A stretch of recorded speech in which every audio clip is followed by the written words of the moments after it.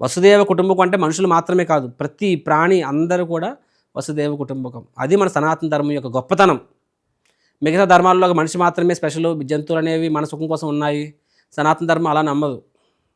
ప్రతి జీవి కూడా, ఈవెన్ కదలని చెట్లు పుట్లు కూడా, వాటి కూడాను ప్రాణం ఉంటుంది. అవి కూడా భగవంతుని యొక్క అంశే అని చెప్పి మన ధర్మం చెప్తుంది. 100 సంవత్సరాల ముందు, జస్ట్ 100 years బిఫోర్ కూడా నవ్వారు.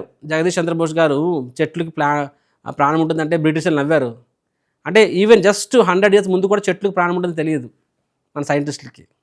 మనమేమో సైన్స్ చెప్తుంది కదా, భగవంతుని నమ్మంటాం అన్నమాట. కానీ మన మహాభారతంలో క్లియర్గా రాసి ఉంటుంది ఏ విధంగా చెట్లకి వృక్షాలకి ప్రాణం ఉంటుంది అని చెప్పి.